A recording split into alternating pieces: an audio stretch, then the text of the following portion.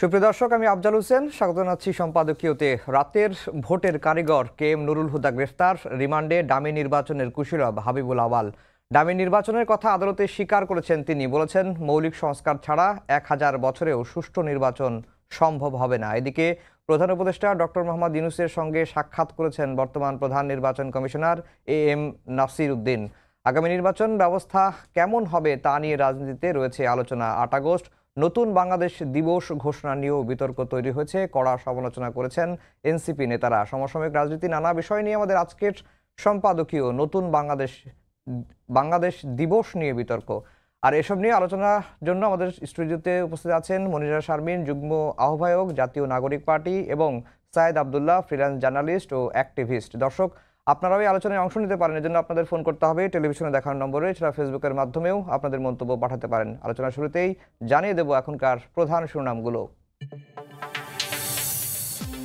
আওয়ামী লীগ সরকারের অধীনে 2024 সালের নির্বাচন ছিল ডামি, আদালতে স্বীকার সাবেক সিসি আওয়ালের। ভোটে অনিয়ম ও রাষ্ট্রদ্রোহ মামলায় 3 দিন রিমান্ডে।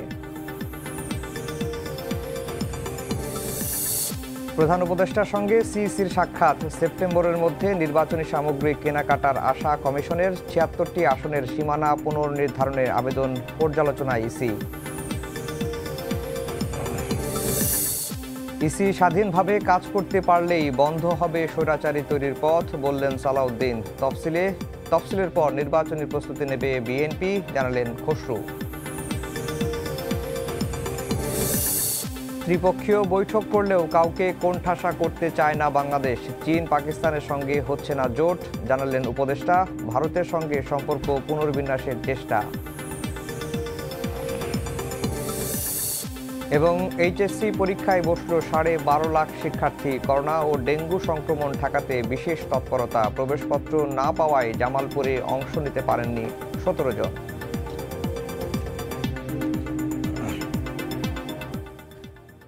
দর্শক, শিরোনাম শুনছিলেন। আমরা আজকের আলোচনার বিষয় দিয়েছি নতুন বাংলাদেশ দিবস নিয়ে বিতর্ক।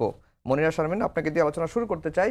এই দিবসটি ঘোষণা করা হয়েছে 5 আগস্ট জুলাই গণঅভ্যুত্থান দিবস, 8 আগস্ট নতুন বাংলাদেশ দিবস, এবং এটি মন্ত্রিপরিষদ বিভাগ থেকে পরিপত্র জারি করা হয়েছে। এই নিয়ে আজকে আপনাদের দুইজন শীর্ষ নেতা সার্জিস আলম এবং হাসনাত আবদুল্লাহ স্ট্যাটাস দিয়েছেন। হাসনাত আবদুল্লাহ যেটি বলেছেন, নতুন বাংলাদেশের জন্ম হয়েছে 5 আগস্ট, 8 আগস্ট নয়। 5 আগস্টের ছাত্র জনতার এই অর্জনকে সরকার কুক্ষিগত করার চেষ্টা মেনে নেওয়া হবে না, এটি হাসনাতের স্ট্যাটাস। আর সাজিদ আলম বলেছেন, 8 আগস্ট দ্বিতীয় স্বাধীনতা শুরু হয়নি, দ্বিতীয় স্বাধীনতা নষ্টের এবং বিপ্লব বেহাতের কর্মযজ্ঞ শুরু হয়েছে। 5 আগস্ট জুলাই গণঅভ্যুত্থান দিবস এবং দ্বিতীয় স্বাধীনতা দিবস। বিতর্কের জায়গাটা আসলে কোথায় এই নতুন বাংলাদেশ দিবস ঘোষণা নিয়ে? ধন্যবাদ। যারা দেখছেন তাদের শুভেচ্ছা, এবং আমার সহ আলোচক সায়েদ আবদুল্লাহকে শুভেচ্ছা। দেখুন, আমার কি মনে হয় জানেন, এই সরকারের আসলে আসল কাজ রেখে আশেপাশে অনেক ধরনের বিতর্ক উস্কে দেওয়া বা সেটা তৈরি করার ক্ষেত্রে তাদের মনোযোগ অনেক বেশি দেখি আমি। দেখেন, 5 আগস্টে এটা তো এই কথাটা বিএনপি বলতো আগে। আচ্ছা, না, এটা বিএনপি আসলে কোন অ্যাঙ্গেল থেকে বলতো সেটা অবশ্য সেটা অন্য প্রেক্ষাপট। তবে এই মুহূর্তে আমি যেটা দেখছি যে দেখেন 8 আগস্টের এইটার আসলে একটা সরকার, এই অন্তর্বর্তীকালীন সরকার গঠন করা হয়েছে, কিন্তু এখানে আসলে যেই ধরনের কথা বলা হচ্ছে যে নতুন বাংলাদেশ দিবস, দেখেন এই 5 আগস্টে ছাত্র জনতার যে অভ্যুত্থান, এটার সাথে মানুষের সেন্টিমেন্ট জড়িত। সুতরাং এই জায়গাতে এই যদি দ্বিতীয় স্বাধীনতা বলেন বা নতুন বাংলাদেশ বলেন, এটা তো আসলে 5 আগস্টে আমাদের সেই অভ্যুত্থানের থেকে, এবং যে মাঠে ময়দানে, এবং আপনি সেদিন সংসদ ভবনের সেই চিত্রটি যদি মনে করতে পারেন, তো এটি তো আসলে মানুষকে অনুরণিত করেছে। এবং এই 2000 শহীদের রক্ত এবং যে আহতরা এখনো হাসপাতালে, তাদের এখনো সুচিকিৎসা নিশ্চিত হতে পারছে না, এই একটা সময়ের মধ্যে যখন আমরা আছি, তখন যদি এই ধরনের বিতর্ক হয়, এবং এটা 1 বছর পূর্তিতেই, তো অলরেডি এরকম অনেক জায়গায় আসলে অনেক রাজনীতিবিদদের ক্ষেত্রেও দেখি, এবং আমি যদি বলি গণমাধ্যম থেকে শুরু করে অনেক ক্ষেত্রে বলা হয় এই অভ্যুত্থানটাকে, গণ অভ্যুত্থানটাকে, অভ্যুত্থানও অনেকে বলেন, এটা আন্দোলন বলার একটা চেষ্টা করা হয়। সুতরাং এই 1 বছরের মধ্যেই যদি আসলে এত বিতর্ক এবং সঠিক তথ্য, এটা তো একটা তথ্য বিভ্রাট করা হচ্ছে। 8 আগস্টে এই অন্তর্বর্তীকালীন সরকারের শুরু হয়েছে। কিন্তু ৫ আগস্ট নিয়ে তো আসলে এখানে বিতর্কের কোনো সৃষ্টি করার আসলে কোনো সুযোগ আছে বলে আমি মনে করি না। এবং এই ক্ষেত্রে যেটা আমি বললাম যে আসলে যেটা আসলে বিতর্ক না, এর থেকে আরো অনেক গুরুত্বপূর্ণ ঘটনা আজকে বাংলাদেশে হয়েছে এবং সেই জায়গা থেকে আসলে এই একটা নতুন বিতর্ক চাউর করে দেওয়া, এটা আমার কাছে মনে হয় খুবই অপ্রয়োজনীয় এবং সেখানে দূরদর্শিতার একটা মানে খুব অভাব দেখতে পাই। সাইদ আব্দুল্লাহ, যেটি ৮ আগস্ট এই অন্তর্বর্তীকালীন সরকার শপথ নিয়েছিল এবং সেই দিনটাকেই নতুন বাংলাদেশ দিবস হিসেবে ঘোষণা করা হয়েছে এবং সার্জিস আলম যেটি বলছেন যে বিপ্লব বেহাতের কর্মযজ্ঞ শুরু হয়েছিল এই ৮ আগস্ট থেকেই। আপনার কাছে কি মনে হয় যে এই দিবসটা নিয়ে বিতর্কের যৌক্তিকতাটা কতটুকু? এবং আমরা দেখলাম যে শুধুমাত্র এনসিপির নেতারাই এই দিবসটি নিয়ে নানা রকম কথাবার্তা বলছেন। ইনকিলাব মঞ্চ যেটি বললেন যে এটি প্রহসন হয়েছে। বিএনপির কোনো মনোভাব এখন পর্যন্ত আমরা জানতে পারিনি। আপনি পেরেছেন কিনা বা আপনার মতামতটা কি? আমার ব্যক্তিগত মতামত হলো এই ৮ আগস্টকে কেন্দ্র করে কোনো দিবসই থাকা উচিত না, as simple as it is. আমি কেন বলছি এটা থাকা উচিত না, আমি সবসময় বলি যে এই সরকারের কাজটি আসল নিয়ে কোনো খবর নাই, বাসি জিনিস নিয়ে টানাটানি। এবং এইটা মন্দিরা শারমিন আপা চমৎকারভাবেই বলেছেন এবং আমি তো এটা নতুন না, এটা বহু আগের থেকেই বলছি। দেখেন, এই সরকার গঠিত হওয়ার পরে ৮ আগস্টের নতুন বাংলাদেশ তাদের ঘোষণা দেওয়ার বোধহয় দরকার। এই জন্য ৮ আগস্ট সন্ধ্যাবেলায় যেহেতু তারা সরকার গঠন করেছিল, ইতিহাসের পাতায় প্রতি বছর বছর যখন পালিত হবে তখন বারবার করে মনে হবে কোন কোন উপদেষ্টা এসে শপথ নিল, কে কে কি করলো, তাদের বোধহয় দেখতে খুব ভালো লাগবে। এই অভিপ্রায় থেকেই বোধহয় যে তারা এই টাইপ একটা ধারণা নিয়ে আসছে। আমি খুব সুস্পষ্ট ভাষায় বলি, গণ অভ্যুত্থানের সাথে জড়িত ছিল না এমন বিশাল সংখ্যক মানুষ ওই দিন উপদেষ্টা হিসেবে শপথ নিয়েছে। তার মানে কি, তাদের এই গণ অভ্যুত্থানের সাথে মেমোরিটাই হলো ওই ৮ আগস্ট সন্ধ্যাবেলায় শপথ নেওয়া, এটাই হলো তাদের একমাত্র মেমোরি। সো তাদের কাছে মনে হচ্ছে নতুন বাংলাদেশ। এই দিবসের কালচার থেকে আমাদের, এই যে ক্ষণে ক্ষণে মাসে মাসে চাঁদে চাঁদে এত দিবস, এই কালচার থেকে আমাদের দূর হয়ে আসা উচিত। আমরা বারবার করে বলি না নতুন বন্দোবস্ত, নতুন বাংলাদেশ। শেখ হাসিনা যেমন তার পরিবারের সবাইকে নিয়ে একটা করে দিবস বানিয়েছিল। তো এই গণ অভ্যুত্থানের জন্য সিগনিফিক্যান্ট ডেটা হলো ৫ আগস্ট। ডেফিনেটলি এই দিন অবশ্যই একটা জাতীয় ছুটি ঘোষণা করা হচ্ছে, একটা দিবস থাকবে। এবং আরেকটা দিবস সিম্বলিক আকারে হতে পারে, যেটা হলো আবু সাইদের যে মৃত্যু দিবস, মানে আমাদের প্রথম যে শহীদ, যেটাকে নিয়ে একেবারে সারা দেশে গণ অভ্যুত্থানের স্ফুলিঙ্গ ছড়িয়ে পড়লো, সেটা নিয়ে একটা জিনিস হতে পারে। কিন্তু এর বাইরে প্রত্যেকটা ইভেন্ট ধরে ধরে আর এত দিবসের দরকার নাই। বরং এই সরকার এই দিবসের কসলাকসলি না করে তারা যদি একটা কাজ করত, আহত যারা আছে হাসপাতালে তাদের যদি চিকিৎসা করা হতো। আমি আপনার টিভি দর্শকদের উদ্দেশ্যে বলছি, পুরো বাংলাদেশ ঘুরে এমনও দৃশ্য দেখা যায় যারা আহত ছিল তাদের চিকিৎসা এখন অবধি ঠিক মতো হয় নাই। আওয়ামী লীগের যারা পারপেট্রেটর ছিল তাদের বিচার ঠিক মতো হয় নাই। এমনকি বিচার একটা স্ট্রাকচার যেভাবে গড়ে ওঠার কথা, সেই জায়গাতে অনেক পপুলিস্ট তত্ত্ব দেখা যাচ্ছে। বিচার বিভাগের অনেক জায়গায় মানে এমন ভাবে চলছে যে সকালবেলায় এক জিনিস, বিকেল বেলায় এক জিনিস, রাতে এক জিনিস, এইভাবেই চলছে।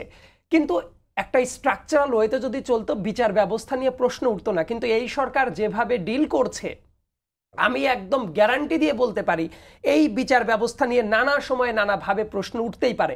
একটা ধরেন যে হত্যা হয়েছে রামপুরায়, একজন মানুষ দেশেই ছিল না ওই সময়ে, তাকে নিয়ে যে মামলা করছেন ৩০০ নম্বর আসামি হিসেবে, তাকে গ্রেপ্তার করছেন, তাকে আজ জামিন দিচ্ছেন না, বলছেন যে জামিন দেওয়া যাবে না, কালকে সকালবেলায় হঠাৎ করে মনে হলো জামিন দিয়ে দিলেন। এই যে হটকারিতা চলছে, এতে করে কি হয় জানেন, একটা ফেয়ার ট্রায়াল ব্যবস্থা বিলুপ্ত হয়। অনেক জায়গায় আপনি ল অ্যান্ড অর্ডার সিচুয়েশন ঠিক করতে পারেন নাই, অনেক জায়গায় যেভাবে সিস্টেমটা চালু রাখার দরকার সেভাবে সিস্টেম তো চালু নাই। কিন্তু আপনি আজকে দিবস নিয়ে বিতর্ক বানাবেন, কালকে অমুক ভাতা দিয়ে বিতর্ক বানাবেন, বিশেষ সুবিধা দিয়ে বিতর্ক বানাবেন, এই টাইপ কাজ কারবার করে আদতে যেটা হচ্ছে, আমরা সবসময় একদম শুরু থেকেই যেটা আমরা বলতাম, অনেকে তখন মানতে চাইতো না, কিন্তু আজ থেকে ৬ মাস আগে ৭ মাস আগে যখন আমরা এই সমালোচনাগুলো করতাম, অনেকেই মনে করতো যে না, এই সরকার একদম ফেরেশতা সমতুল্য, কোনো ভুল থাকতে পারে না।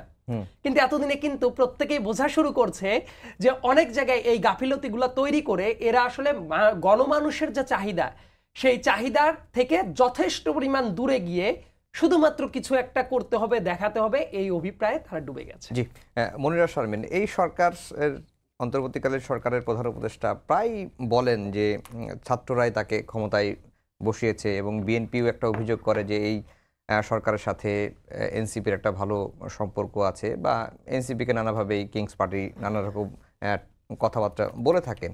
তো আপনি যেটা বলছেন যে সরকারের মূল কাজ দিকে মনোযোগ না দিয়ে অহেতুক বিতর্ক সৃষ্টি করছে, তাহলে কি আপনাদের তো দুজন উপদেষ্টা এখনো আছেন, আপনাদের প্রতিনিধি বলি, ছাত্র প্রতিনিধি দুজন উপদেষ্টা আছেন, তাদের কি ঠিকমতো তাদের যে মনোভাবটা তুলে ধরতে পারছে না, বা তারা কেন ব্যর্থ হচ্ছে? আর দ্বিতীয় কথা হচ্ছে যে সরকারের সঙ্গে আপনাদের দূরত্ব তৈরি হয়েছে কিনা, বা সরকারের মধ্যে গণঅভ্যুত্থানের চেতনায় থেকে বিচ্যুতি হয়ে যাচ্ছে কিনা, আপনার কাছে কি মনে হয়? দেখুন, এখানে আসলে সরকারের সাথে বিভিন্ন জায়গা থেকে, রাজনৈতিক দল থেকে বিভিন্নভাবে যে সমীকরণটা আসলে মিলানোর চেষ্টা করা হয়, যে এনসিপির সাথে হয়তো সরকারের এক ধরনের সুসম্পর্ক, এবং এনসিপি হয়তো যা বলে তাই হয়তো হয়ে যায়, অন্য কেউ বললে হয় না, এই ধরনের কিছু ইকুয়েশন মিলানোর চেষ্টা করা হয়। তবে প্রকৃত পক্ষে বিষয়টা হচ্ছে আমাদের অভ্যুত্থানের রিপ্রেজেন্টেশন দুইজন, যেই উপদেষ্টা দুইজন আছেন, তারাও কি আসলে ঠিকঠাক ফাংশন করতে পারছে কিনা, এটাও একটা ব্যাপার। এবং উপদেষ্টা পরিষদে এবং সায়েদ আব্দুল্লাহ খুবই কারেক্টলি একটা জিনিস বলেছে, সেটা হচ্ছে যে এই উপদেষ্টা পরিষদের অনেক উপদেষ্টা কিন্তু অভ্যুত্থানটাকে ধারণ করে না, এবং তারা আসলে ওই 8 আগস্টটাকে সামনে আনার কিন্তু এটাও একটা গুরুত্বপূর্ণ কারণ, যেটা তাদের স্মৃতিতে খুব গুরুত্বপূর্ণ একটা দিন, কিন্তু আমাদের স্মৃতিতে তো এটা গুরুত্বপূর্ণ দিন না, বরং এটা তখনকার প্রয়োজন, সময়ের প্রয়োজন। সুতরাং এই জায়গা থেকে যদি বলি, সেটা হচ্ছে আমাদের দুজন যে অভ্যুত্থানের রিপ্রেজেন্টেশন হিসেবে উপদেষ্টা গেছেন, তারাও আসলে এই এক ধরনের প্রতিকূল অবস্থায়, আমি বলবো অনেক ক্ষেত্রে আমার মনে হয় যে তারা আসলে এই যে সিংহভাগ অন্যান্য উপদেষ্টাদের, তাদের সাথে আসলে তাদের অ্যাকোমোডেট করা নিজেদের, সেটাও এক ধরনের কঠিন কাজ। কারণ তারা যখন অভ্যুত্থানটাকে গুরুত্ব দিচ্ছে, সেখানে এই 5 আগস্ট এবং 8 আগস্টের যে বিতর্ক আমরা আজকে যখন এখানে কথা বলতে এসেছি, তাদের ক্ষেত্রেও তো নিশ্চয়ই ব্যাপারটা এরকমই। তো আরেকটা ব্যাপার হচ্ছে, দেখেন, সরকারের সাথে আমাদের দূরত্বের কোনো বিষয় আসলে এখানে নেই, বা খুব কাছাকাছি থাকারও কোনো বিষয় নেই। সরকারের, যখন আমরা বারবার করে বলছি, এই সরকারের 3টি যে ম্যান্ডেট, সেই ম্যান্ডেট এই সরকার থাকাকালীন সময়ে সেটা বাস্তবায়ন করতে হবে। এবং আমরা মনে করি যে এই সরকারকে, যেহেতু সাধারণ জনগণের একটা বড় ম্যান্ডেট নিয়ে এই সরকার এসছে, এবং দেখেন এই সরকারটা কিন্তু একটা খুব সিম্প্যাথাইজড একটা ওয়েতেই কিন্তু চলছিল, এবং এই যাই বলেন যে সাধারণ জনগণের জায়গা থেকে ইউনূস 5 বছর যাই বলেন, মানুষের একটা সেন্টিমেন্ট কিন্তু আছে যে এই সরকার আমাদের কথা শুনবে, এই সরকারে হচ্ছে জন আকাঙ্ক্ষার রিফ্লেকশন হবে, কারণ অভ্যুত্থানের খুব কঠিন একটা সময় এই সরকার দায়িত্ব নিয়েছে। সেই জায়গা থেকে আমাদের সকল রাজনৈতিক দলের কিন্তু এই সরকারকে সহযোগিতামূলক মনোভাব কিন্তু সকলেরই ছিল, এবং এখন পর্যন্ত সেই সহযোগিতা নেই বললে কিন্তু ভুল হবে, কারণ এই সরকারটা এখনো সব রাজনৈতিক দলকে কিন্তু এক টেবিলে বসানোর সেই চেষ্টাটা এখনো অব্যাহত রেখেছে। সেই জায়গা থেকে আসলে রাজনৈতিক দল হিসেবেই আমরা ফাংশন করি। এখানে সরকারের যেই ধরনের বিতর্কিত ভূমিকা, দ্বিচারিতা এবং নানান সময় বিভিন্ন কনফিউশন ক্রিয়েট করা, এই জিনিসগুলোর আমরা যেভাবে করে সমালোচনা করি, সেটা অন্য যে কোনো ক্ষেত্রে, অন্য যে কেউ কোনো সরকার হলেও হয়তো আমরা করতাম। কিন্তু এই সরকারের যে 3টা ম্যান্ডেট, যেই ম্যান্ডেট নিয়ে এসছে, যে বিচার, সংস্কার, এই জিনিস এবং নির্বাচন, একটা সুষ্ঠু নির্বাচন এই সরকারকে করে যেতে হবে। এই বিচার এই সরকারকেই করতে হবে, এবং অবশ্যই যে এই জুলাইয়ের যে শহীদ পরিবার এবং আহতদের, তাদের একটা আসলে কিভাবে পুনর্বাসন করা যায়, এবং তাদের চিকিৎসার ক্ষেত্রে একটা গুরুত্বপূর্ণ ভূমিকা কিন্তু ইনাদের আছে। কিন্তু সেই জায়গাটাতে যখন ফোকাস না করে, সেই জায়গাটাকে আমি যেটা প্রথমেই বললাম, যে একটা অন্যভাবে আসলে সরকারের দেখছি যে অনেকেই আসলে খুব অ্যারোগেন্ট অনেক সময় কথা বলছে, অনেকে, আমার মনে হয় তাদের মধ্যে সিনক্রোনাইজেশনের একটা অভাব, খুব গুরুত্বপূর্ণভাবে একজন এক কথা বলছে, অনেকে ওভার অ্যাম্বিশাস হয়ে একটা কথা বলে দিচ্ছে, যেটা আসলে তারা বাস্তবায়ন করতে পারবে কিনা তার নাই ঠিক।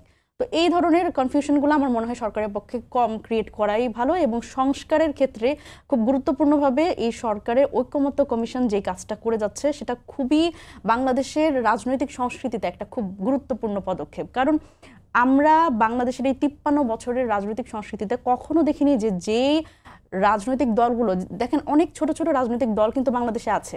এই রাজনীতিতে আসার আগ পর্যন্ত আমার কিন্তু এটা জানা ছিল না যে বাংলাদেশে আসলে কত রিপ্রেজেন্টেশন আছে এই রাজনৈতিক দলগুলোর। সুতরাং এই সব রিপ্রেজেন্টেশনগুলো যখন একসাথে বসছে এবং একসাথে এই বাংলাদেশকে সামনে রেখে একটা ঐকমত্যের চেষ্টা করছে, এবং বাংলাদেশের স্বার্থ সংশ্লিষ্ট বিষয়ে তারা আলাপ করছে, এটা বাংলাদেশে একটা অভূতপূর্ব বিষয়।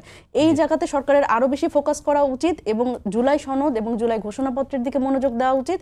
এবং যেহেতু ডক্টর ইউনূস বলেছেন নির্বাচন একটা নির্বাচন আয়োজনের জন্য একটা পরিবেশ তৈরি করতে হবে এবং উনি একটা টাইমলাইনও বলেছেন।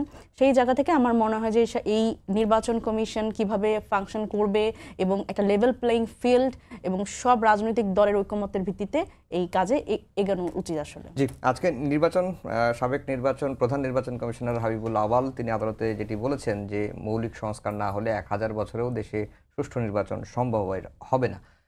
এখন যে কাঠামোটা রয়েছে এই কাঠামোতে কি সুষ্ঠু এবং স্বচ্ছ নির্বাচন করা সম্ভব কিনা? হাবিবুল আওয়াল সাহেবকে একটা ধন্যবাদ দেওয়া উচিত আমার কাছে মনে হয়, কারণ বিগত ফ্যাসিস্ট রেজিমের উনি সম্ভবত একমাত্র সোফার ব্যক্তি যিনি ডিরেক্টলি এইভাবে স্বীকার করে নিয়েছেন একটা অপকর্ম। কারণ আজকে সরাসরি বলেই ফেলেছেন যে ওই ডামি ইলেকশন যেটা ওটার উনি অংশ ছিলেন। তো এইভাবে স্পেসিফিকভাবে ওই রেজিমের কেউ কিন্তু এখন পর্যন্ত এইভাবে কোনো কথাবার্তা বলে নাই।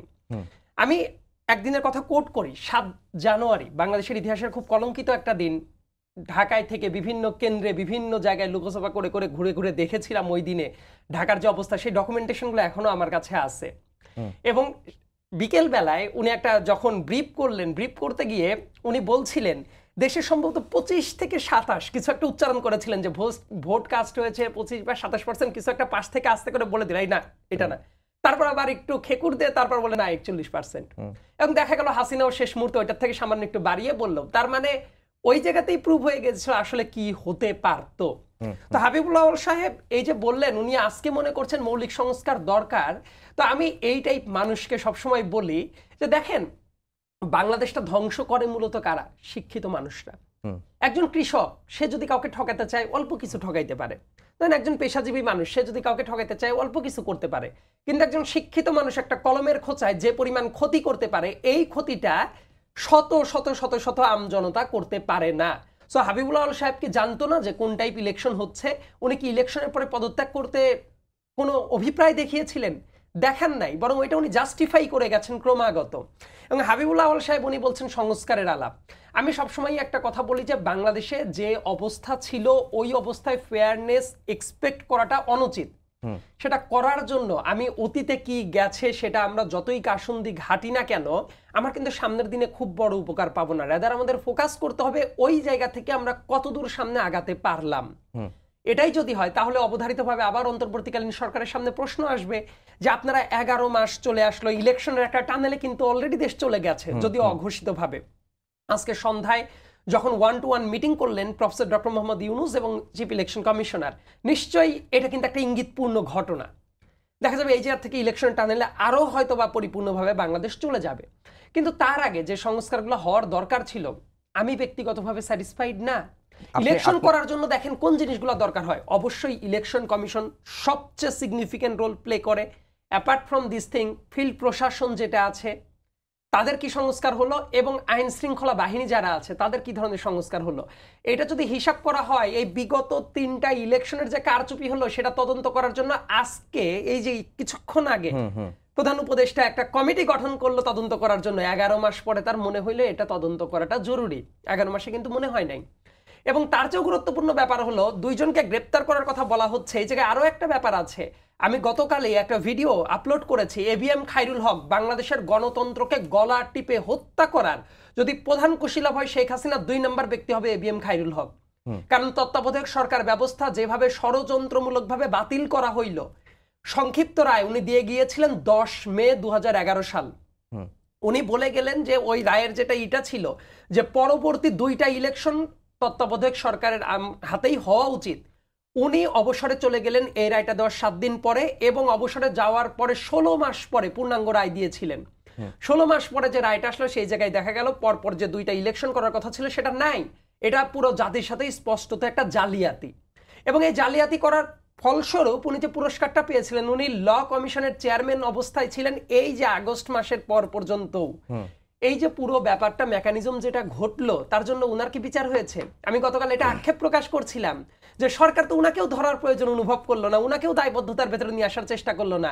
আমি অত্যন্ত শ্রদ্ধার সাথে স্মরণ করি একজন মানুষকে, বাংলাদেশের ইতিহাসে আজ অবধি একজন মানুষ যদি খুবই এফোর্ট দিয়ে অন্তর্বর্তীকালীন টাইম মানে যেটা কেয়ারটেকার টাইম হয় আর কি পালন করে, তার নাম হলো বিচারপতি শাহাবুদ্দিন আহমেদ। ওই যে এরশাদ পতনের পরে উনি 3 মাসে এসে প্রশাসনে যে ধরনের সংস্কার করেছিলেন সেই সংস্কার 11 মাসে আজ অবধি হয় নাই। কিন্তু উনি আসার পরে কি করেছিলেন? ফিল্ড প্রশাসনে ব্যাপক রদবদল করেছিলেন। আইন শৃঙ্খলা বাহিনী যারা মূলত ইলেকশনের টাইমে খুব সিগনিফিক্যান্ট রোল প্লে করে, তাদেরকেও ডিরেকশন দিয়ে খুব ভালো রকম ভাবে সেট করতে পেরেছিলেন। এই জন্য বাংলাদেশের সোফার যদি ফেয়ারেস্ট ইলেকশন বলা হয়, সেটা দেখবেন ওই বিচারপতি শাহাবুদ্দিন আহমেদের সময়।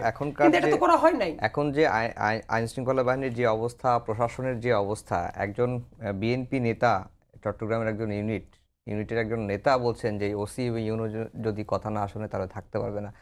এই সামগ্রিক বাস্তবতায় সুষ্ঠু নির্বাচন, স্বচ্ছ নির্বাচন সম্ভব?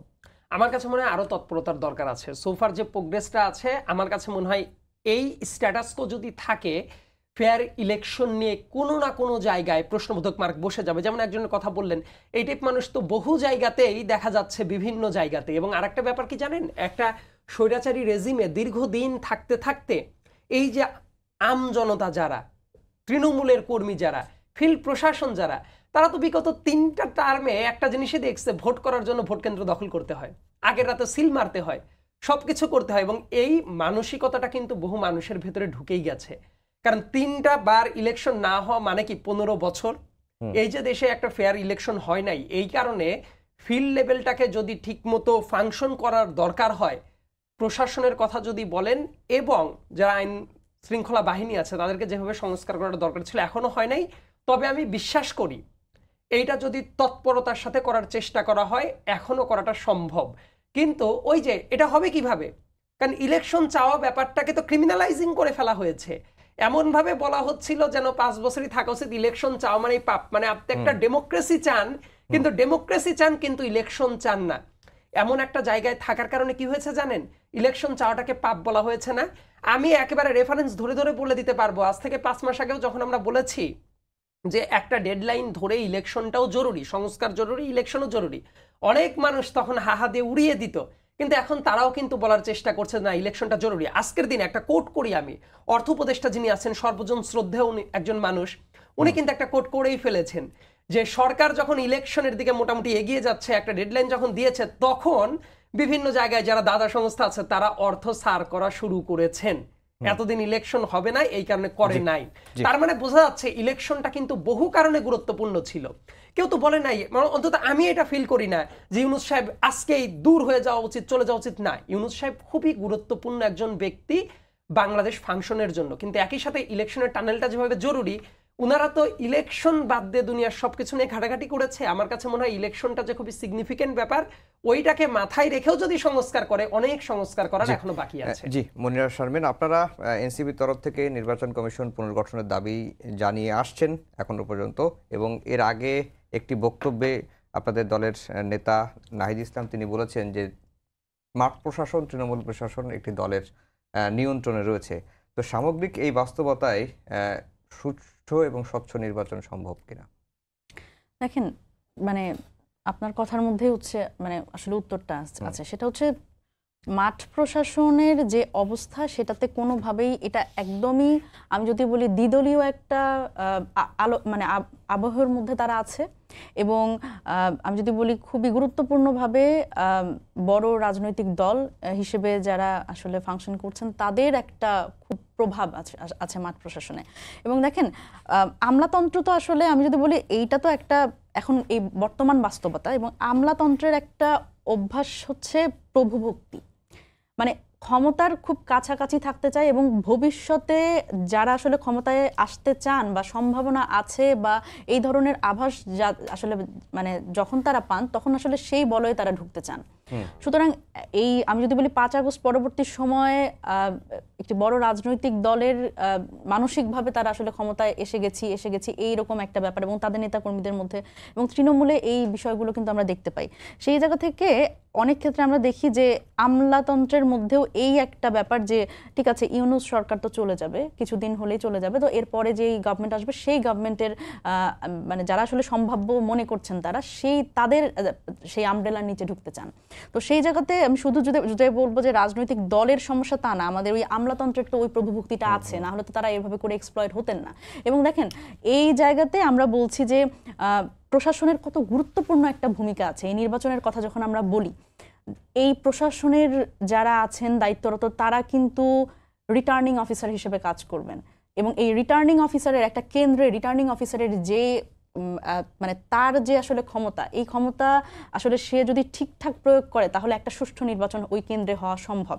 কিন্তু সেই রিটার্নিং কর্মকর্তা আপনি যদি দেখেন যে এই কাজী হাবিবুল আওয়াল ওনার কথাবার্তাতেই সেটা হচ্ছে সেই সময় কিন্তু বেতন ভাতা বাড়ানো হয়েছে, এবং এই রিটার্নিং কর্মকর্তা, এই প্রিজাইডিং অফিসার যারা ছিলেন তাদের নিয়ে কিন্তু সেই তৎকালীন সরকার, আওয়ামী লীগের সরকার, তারা কিন্তু তাদের নিয়ে আলাদা মিটিং করেছে, এবং এই এক একটা এলাকায় কিন্তু আলাদা করে তাদের টাকা পয়সা দেয়া, এই সুবিধাগুলো কিন্তু তারা আসলে দিয়েছে, এক্সট্রা সুবিধা, যেটার কারণে কিন্তু আসলে এই পুরো সিস্টেমটা নষ্ট করে দেওয়া সম্ভব হয়েছে।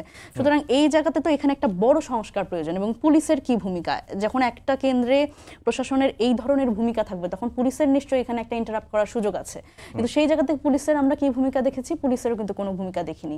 সেই জায়গা থেকে পুলিশও আসলে তাদের হয়েই কাজ করেছে, এবং আমরা তো দেখেছি যে আসলে সরকারের বাহিনী হিসেবে পুলিশ, মানে গুন্ডা বাহিনী হিসেবে পুলিশ কিভাবে করে ফাংশন করেছে, এবং সেটার তো আমরা একটা খুব এই আন্দোলনের মধ্যেই সেটা দেখেছি। সুতরাং সেই জায়গা থেকে পুলিশের ক্ষেত্রে যেই আস্থা ফেরানোর একটা ব্যাপার, তার প্রতি একটা আমি যদি বলি প্রশাসন এবং পুলিশ দুইটার ক্ষেত্রে আসলে আস্থা ফেরানোর ব্যাপারে কিন্তু সরকারের একটা বিরাট ভূমিকা প্রয়োজন, যেটা কিন্তু আমরা দেখছি না। সুতরাং এখানে সুষ্ঠু নির্বাচন কিভাবে হবে সেটা একটা প্রশ্ন। আরও একটা গুরুত্বপূর্ণ বিষয় যেটা নিয়ে কিন্তু এখন ঐকমত্য কমিশনে অন্যান্য সকল রাজনৈতিক দল কথা বলার চেষ্টা করছে, এবং খুব বড় রাজনৈতিক দল আমি যদি বলি বিএনপি এবং তার সমমনা কিছু দল ছাড়া সবাই কিন্তু এনসিসি, অথবা আমি যদি বলি যে নতুন করে যে নামটি দেওয়া হয়েছে সাংবিধানিক ও সংবিধিবদ্ধ প্রতিষ্ঠানগুলোতে নিয়োগ কমিটি, যেটার কথা বলা হচ্ছে একটা ইন্ডিপেন্ডেন্ট কমিটি, যেই কমিটি আসলে এই যতগুলো আসলে প্রতিষ্ঠান আছে সাংবিধানিক সবগুলোতে তারা নিয়োগ করবেন, যারা চেয়ারম্যান নিয়োগ করবেন। সুতরাং এই জিনিসটা দেখেন এক দলীয় শাসনের মধ্যে এতদিন ছিল। নির্বাচন কমিশনার তো আওয়ামী লীগের সরকার, আওয়ামী লীগ সরকারের যদি বলি প্রধানমন্ত্রীর একদমই মনোপুত লোক ছাড়া তো আসলে তারা দেন নাই, এবং প্রত্যেকেই যতজন আসলে নির্বাচন কমিশনের এই নির্বাচনটি আসলে আমি যদি 3টা নির্বাচনের কথা বলি সবাই তো মানে আওয়ামী লীগের, এবং আমি যদি বলি মানে এখন কাজী হাবিবুল আওয়াল নানান কথা বলার চেষ্টা করছেন কাঠগড়ে দাঁড়িয়ে, কিন্তু উনি তো আসলে ওনার দায়িত্বটা পালন করেননি, এবং সবচেয়ে বেস্ট অফিসারগুলোকে টার্গেট করে কিন্তু তাদের দিয়েই এই কাজগুলো করানো হয়েছে। সুতরাং তারাও কিন্তু তাদের সেই দায় তারা এড়াতে পারেন না। সুতরাং এই জায়গাতে অবশ্যই ইন্ডিপেন্ডেন্টলি ফাংশন করা উচিত, এবং সকল রাজনৈতিক দলের কিন্তু এই জিনিসটা, কিন্তু মানুষের মানসিকতাই তো পরিবর্তন হয়নি, রাজনৈতিক সংস্কৃতির পরিবর্তন হয়নি। আপনি এনসিসি করেন, উচ্চ কক্ষ করেন, যাই করেন, সংবিধান সংশোধন করে সবকিছু করেন না। এখন দেখেন একটা সিস্টেম, আপনি তো বলছেন তাহলে ওই পারের কথাটা, আমি যখন বলছি নির্বাচন আয়োজনের কথাটা, আর আপনি বলছেন ভোট যারা দিবে তাদের একটা মনস্তাত্ত্বিক পরিবর্তনের ব্যাপার, সেটাও আমি আসছি। দেখেন এইখানে আয়োজনটা তো আমাদের করতে হবে, সিস্টেমটা তো অন্তত ডেভেলপ করতে হবে এমনভাবে যাতে সেখানে জনগণের রায় দেবার সেই সুযোগটা তৈরি হতে পারে। এবার আসি জনগণ কিভাবে ভোটটা দেবে। বাংলাদেশের মানুষ তো আসলে রাজনৈতিকভাবে সচেতন না। বাংলাদেশের মানুষ, আমি যদি বলি গত 3টা নির্বাচন এইভাবে করে অবৈধভাবে করার ফলে যেটা হয়েছে, মানুষ তো ভোট দিতেই ভুলে গেছে। মানুষ জানে, এবং আপনি তৃণমূলে গেলে দেখবেন যে তারা মার্কা দেখে ভোট দেয় এখনো।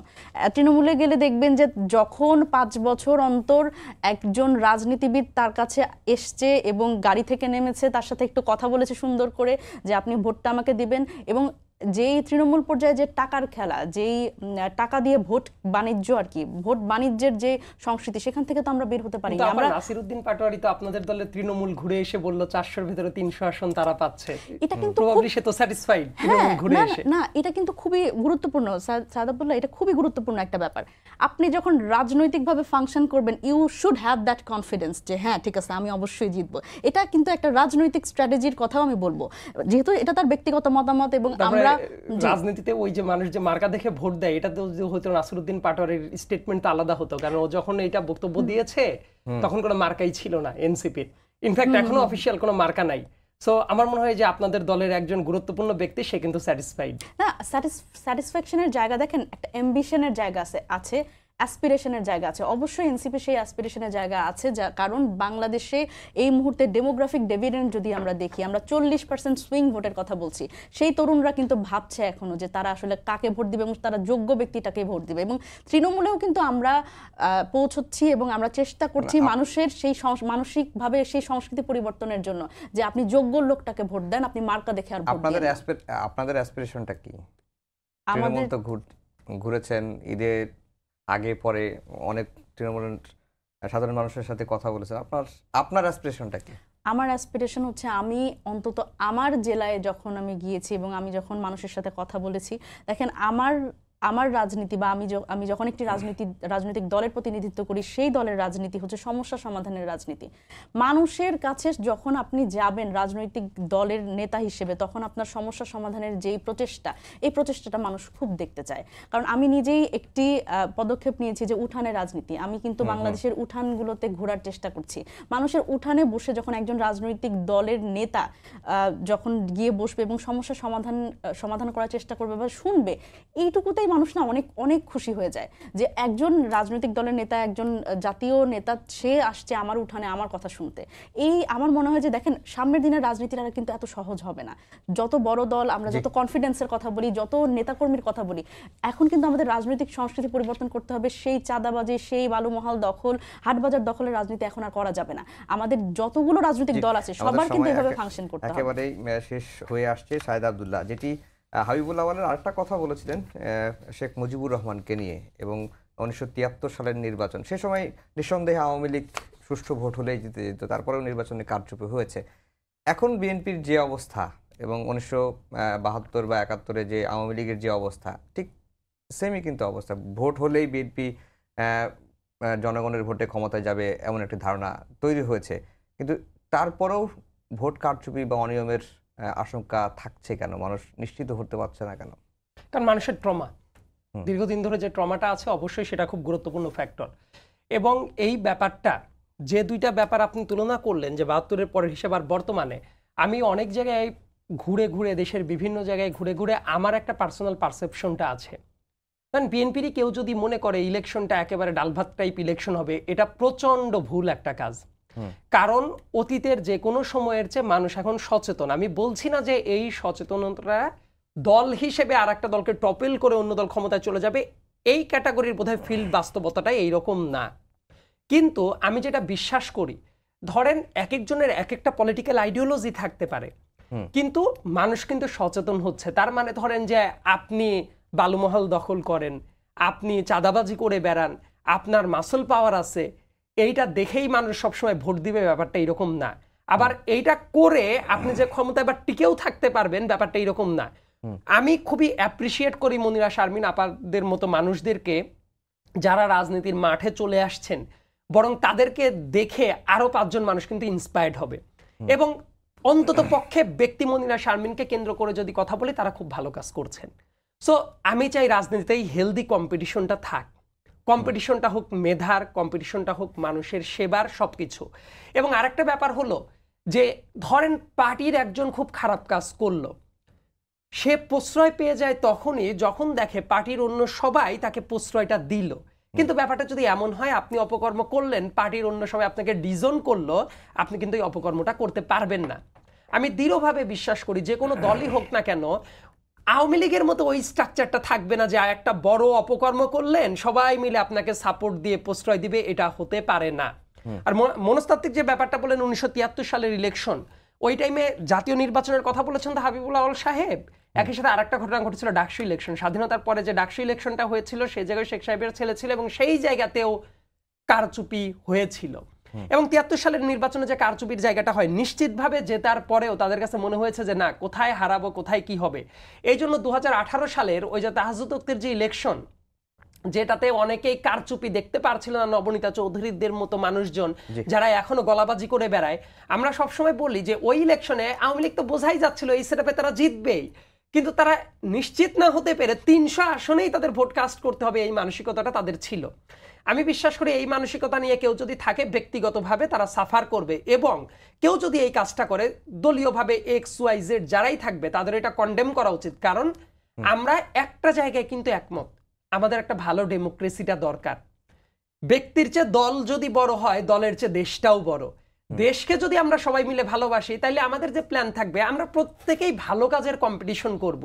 কে কার চেয়ে কত ভালো কাজ করতে পারে, ভালো কাজের কম্পিটিশন দিয়ে মানুষের কাছে পৌঁছাইতেই হবে। কিন্তু ওই মাস্তানি করে, গুন্ডামি করে যারা করতে চাবে, আমার মনে হয় না সেটা সাস্টেইনেবল কোনো পলিসির দিকে আগাবে। দুজনকেই ধন্যবাদ জানিয়ে শেষ করছি আমাদের আজকের সম্পাদকীয়। আগামীকাল আবারও দেখা হবে একই সময়ে, দেখার আমন্ত্রণ রইল। শুভরাত্রি।